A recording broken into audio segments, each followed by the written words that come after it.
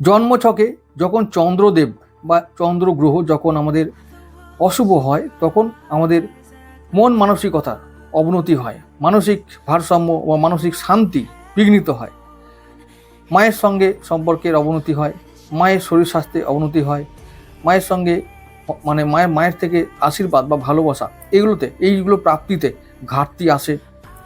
তারপর গৃহে অশান্তি, পরিবারে অশান্তি, শরীরের অশান্তি মানে শরীরের অবনতি হয়, বিশেষ করে ঠান্ডা লেগে যাওয়া, এরকম টাইপের আরও অনেক চন্দ্র ঘটিত সমস্যা আমাদের লেগে থাকে।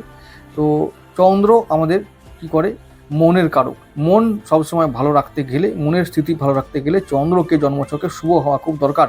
যদি জন্মছকে চন্দ্র অশুভ থাকে আর অশুভ ফল দেয়, তাহলে আমাদেরকে কি ব্যবস্থা নিতে হবে, সেই ব্যবস্থাগুলো, সেই উপায়গুলোর কথা আমি আজকে বলবো। খুব কার্যকরী উপায়, এগুলো রোজ করতে পারলে খুব ভালো হয়, এবং যদি চন্দ্র শুভও থাকে তাহলেও এগুলো করা যায়, এবং ভালো ফল তাহলে আরও পাবো। চন্দ্র থেকে আমরা আরও ভালো ফল পেতে পারি এই উপায়গুলো করলে।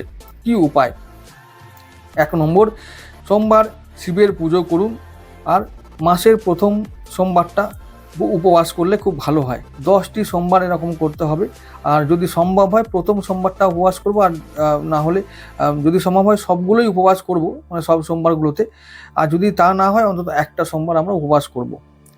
আচ্ছা, যদি এটা ব্রত হিসাবে নেওয়া যায় তাহলে বলবো যে পরপর অন্তত মিনিমাম 21টা সোমবার এগুলো করলে খুব ভালো হয়। অর্থাৎ যে সোমবারগুলো আমরা শিবের পুজো করব সেগুলোকে শিবের অভিষেক, শিবের পূজা, যে স্তব তুতি, এগুলো আমরা নিয়মিত বেশিসে করব। বিশেষ করে যদি আমাদের নর্মদেশ্বর শিবলিঙ্গ হয় তাহলে খুব ভালো হয়। বাড়ির প্রধান দরজার উপরে রূপোর নির্মিত চন্দ্রের চিহ্ন, চন্দ্র আকারে অর্ধ যে আকার চন্দ্র, সেই চিহ্নটা রাখলে খুব ভালো হয়। সোমবার শিব মন্দিরে দুধ দান করতে হবে। জল পরিষেবার ক্ষেত্রে অর্থ দান করুন। যেখানে জলের পরিষেবা দেওয়া হয় সেখানে অর্থ দিলে খুব ভালো ফল পাওয়া যায়।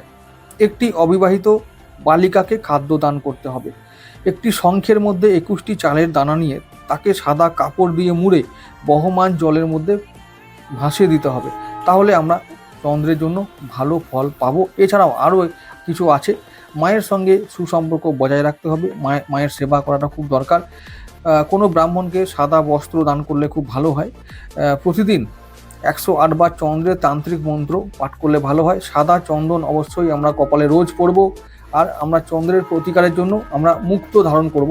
এটা আমাদের করলে চন্দ্র শুভ ফল দেবে।